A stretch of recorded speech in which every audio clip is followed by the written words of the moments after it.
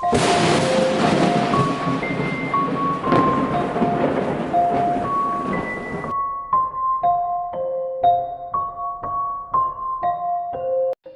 बार part 1 में आपने देखा मध्य प्रदेश के चौका गांव के एक मासूम 16 साल की लड़की रानी ने एक अंधी भूखी लड़की को घर बुला लिया था।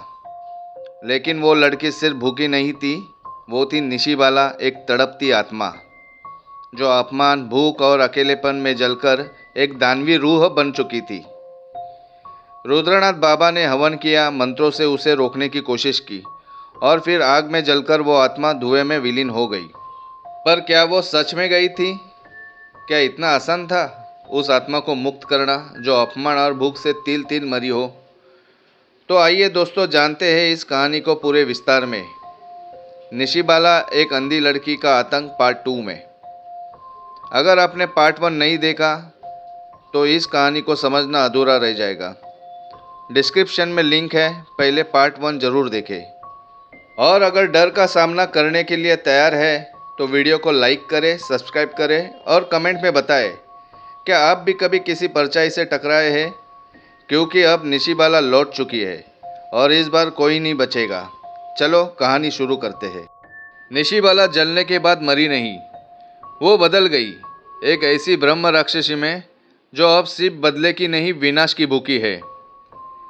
आज आप जानेंगे उस अंधकार की वापसी की कहानी जहां निशिबाला अब एक चेतावनी नहीं, एक अंत है। फिर से स्वागत है आपका निशिबाला, एक अंधी लड़की का आतंक, पार्ट 2 में। कुछ दिन बीत चुके थे। गांव में हल्की फुल्की रौनक लौटने लगी थी। लोग फिर से खेतों में काम करने लगे थे।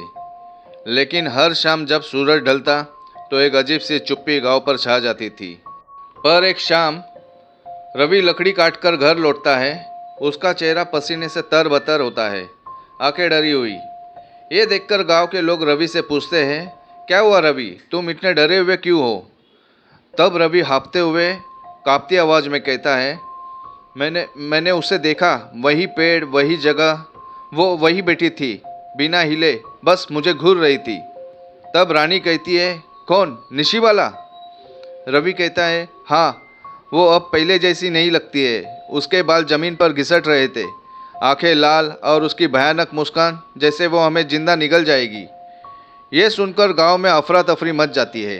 दादाजी कांपती आवाज़ में कहते हैं, उस रात की आग में हमने उसे हमेशा हमेशा के लिए ख़त्म हुआ ऐसा समझा था, लेकिन वो लौटी है अब पहले से ज़्यादा ताकतवर होकर बदला लेने। सब अपने अपने घर चले जाते हैं। अब पूरे गांव में खौफनाक शांति फैल जाती है। रात के 2 बजे गांव के एक किसान राजू की झोपड़ी से तेज चीख सुनाई देती है। गांव वाले दौड़ते हैं। राजू का शरीर उल्टा टंगा होता है और दीवार पर खून से लिखा होता है, मैं वापिस आ गई हूँ, निशिबाला। फिर गांव में हर रात शुरू होती है एक अजीब घटनाओं की दास्तान। अब कई गांव वालों को रात में किसी के रोने की आवाज़ आती थी, लेकिन कोई नहीं दिखता।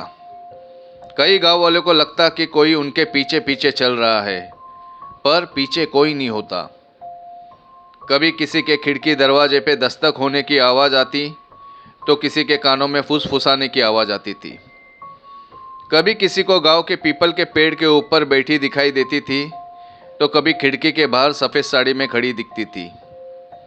रातें डरावनी हुई थी। गांव में डर का माहौल फैल चुका था। पूरा गांव अशांति के अंधेरे में डूब चुका था। दूसरे दिन रानी के पिता गांव वासियों को गंभीर स्वर में कहते हैं, निशिबाला फिर दिखी है। कल रात बिरजू ने उसे पेड़ की डाल पर बैठे देखा और अब वो किसी को चैन से जीने नहीं देगी। लोग एक बार फिर पुजारी रुद्रनाथ बाबा को बुलाने का सोचते हैं।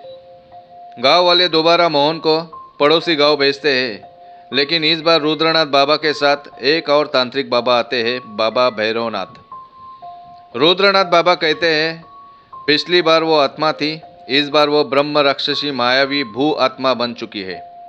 जहाँ वो आती जाती है वहाँ मौत का तांडव मचाती है। इस पर भैरवनाथ आंखें बंद करके कहते हैं, उसकी मृत्यु के समय की पीड़ा भूख और तिरस्कार ने उसे पहले से ज़्यादा शक्तिशाली बना दिया है। और वो अब मामूली आत्मा नहीं रही, बल्कि वो अब एक ब्रह्म राक्षसी बन चुकी है। तभी रानी की माँ पूरी तरह से डरी हुई रुद्रनाथ बाबा से पूछती है, ब्रह्म राक्षसी मतलब? रुद्रनाथ बाबा कहते हैं, इसका मतलब कि वो अब बहुत ही क्रूर और हिंसक हो गई है। उसे लोगों को नुकसान पहुंचाने और डराने में आनंद आता है। वो अब जल्दी किसी के वश में नहीं आएगी। आगे रुद्रनाथ बाबा कहते हैं, हमें गांव की सीमा पे उसी पीपल के पेड़ के पास जाना होगा जहां उसकी मौत हुई थी। ये सुनते ही गांव वासियों में डर के मारे एक सन्नाटा छा जाता है। उस रात 12 बजे दोनों बाबा और गांववासी गांव के बाहर पीपल के पेड़ के पास आते हैं। चारों तरफ सन्नाटा है, हवा में अजीब सी गंध फैली हुई है। रुद्रनाथ और भैरवनाथ बाबा दोनों पेड़ के चारों ओर त्रिकोण मंडल बनाते हैं। बीच में हवन कुंड, चारों कोनों पर राख, नींबू, काले धागे और ताम्र यंत्र रखे जाते हैं। रुद्रनाथ बाबा मंत्र पढ़ते हुए, ओम क्लीं कालिकाय, ओम क्षीण मस्ताय, ओम प्रेत नाथाय नमः। बाबा का मंत्र और हवन तेज हो जा रहा था। अचानक पेड़ की शाखाएं कांपने लगती है, जैसे मृत आत्माओं का तूफान फूट पड़ा हो। रुद्रनाथ बाबा घबरा कर बोल पड़ते हैं, ये तो निशी वाला नहीं है, ये पूरी आत्मा सेना है। भैरवनाथ बाबा डांटते हुए कहते हैं, मंत्र छोड़ो मत, ये भ्रम निर्माण कर रही है। ये उसकी सेना है, पर मुख्य शक्ति उसी में है। लेकिन तभी पेड़ के सबसे ऊपरी हिस्से पर निशिबाला प्रकट होती है। सफ़ेद साड़ी, खुले उलझे बाल, बंद आंखें और फटी हुई सफ़ेद पलकें, लेकिन उसकी आंखों से काली लकीरें बह रही होती है। निशिबाला गूंजती आवाज़ में कहती है, तुम मुझे मिटाने आए थे, अब मैं सिर्फ एक नहीं, हर उस आत्मा की रानी हूँ जिसे दुनिया ने ठुकराया है। निशिबाला अचानक हवा में उड़ती है, आग की लपटें को चीरते हुए हवन कुंड पे गिरती है। हवन की अग्नि एक झटके में बुझ जाती है, मंत्र पढ़ना रुक जाता है, चारों तरफ एक गाढ़ा धुआं फैलता है। रुद्रनाथ बाबा घबरा कर कहते हैं, ये अब कोई आम आत्मा नहीं रही, ये अब धूम आत्मा बन चुकी है, जिसे ना पकड़ा जा सकता है, ना बांधा जा सकता है। हम इससे नहीं जीत सकते, ये अब किसी तांत्रिक विधि से नहीं रुकेगी, हमें भागना होगा। भैरवनाथ बाबा अचानक हवा में उछलकर पेड़ की टहनी से टकराते हैं। उनकी छाती से खून टपकता है। चारों तरफ आत्माएं मुंह बिचकाकर अजीब हंसी से हंस रही होती है।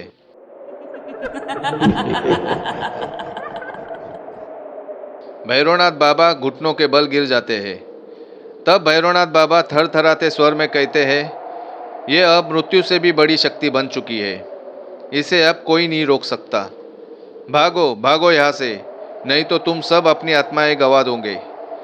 फिर रुद्रनाथ बाबा जमीन पर गिरते हुए खून से लथपथ, वो हमारी आत्मा खींच रही है बाबा, वो मेरी माँ की आवाज़ में बुला रही है मुझे, जाने दीजिए। तभी भैरवनाथ बाबा उनका हाथ खींचते हैं और उन्हें भागने के लिए कहते हैं। एक जोरदार विस्फोट होता है, हवन कुंड से राख उड़ती है, मंडल की रेखाएं टूट जाती है, पेट से खून टपकता है और निशिबाला हवा में फुफकारते हुए कहती है, अब किसी को भी इस गांव में रहने नहीं दूंगी। ऐसा कहकर जोर जोर से हंसने लगती है। रुद्रनाथ बाबा और भैरवनाथ बाबा किसी तरह अपने अस्त्र छोड़कर भागते हैं। वे गांव वालों को चिल्लाकर चेतावनी देते हैं, गांव छोड़ दो, अब यह भूमि शापित हो चुकी है, यहाँ अब कोई सुरक्षित नहीं, कोई भी नहीं। गांव वालों में अफरा तफरी मच जाती है और सभी एक दूसरे का साथ संभालते हुए अपने अपने घर लौट जाते हैं। अगले दिन गांव के चौपाल पे रानी का परिवार और सभी गांववासी मिलते हैं और इस मुसीबत से कैसे छुटकारा पाए ये सोचते हैं, क्योंकि अब तांत्रिक बाबा ने भी साथ छोड़ दिया था और अब कोई उम्मीद भी नज़र नहीं आ रही थी। तभी एक साहसी युवक गोपाल कहता है कि एक लड़की की आत्मा से पूरा गांव कांप रहा है, वो सबके डर को ख़त्म करेगा और आज रात उस आत्मा की सच्चाई जानने के लिए वो खुद उस पेड़ के पास जाएगा जहाँ पे वो मरी थी, और पूरी रात वहाँ पे रुकूंगा और पूरे गांव को इस आत्मा से मुक्ति दिलाऊंगा। सब मना करते हैं, लेकिन वो जाता है। पर अगली सुबह गांव वाले जब वहां पहुंचते हैं, सांसें थम जाती है। गोपाल की लाश पेड़ की डाली पे उल्टी लटकी हुई थी। आंखें बाहर निकली हुई थी और चेहरे पर भय का स्थायी भाव छाया हुआ था। गोपाल की मां जमीन पर बैठ जाती है, सिर पकड़कर रोने लगती है। गांववासी गोपाल की लाश का अंतिम संस्कार करते हैं और सब अपने अपने घर लौट जाते हैं। रात के 12 बजे गांव में पूरा सन्नाटा छाया हुआ था। रानी का परिवार, दादा दादी, माँ, पिताजी और भाई, किसी को चिंता के कारण नींद नहीं आ रही थी। सब आपस में बैठे बात कर रहे होते हैं। तभी अचानक एक हवा का झोंका आता है और घर की खिड़की एकदम से खुल जाती है। रानी खिड़की के नज़दीक ही बैठी होती है। तब रानी की नज़र दूर सामने वाले पीपल के पेड़ की ओर जाती है। वहाँ का मंजर देखते ही रानी की सांसें थम जाती है। वो देखती है, पेड़ के नीचे एक लड़की सिर झुकाए गुस्से से रानी की ओर ही देख रही होती है और जोर की शैतानी हंसी के साथ कहती है, मैंने कहा था मैं लौटूंगी, अब ये जगह सिर्फ मेरी है।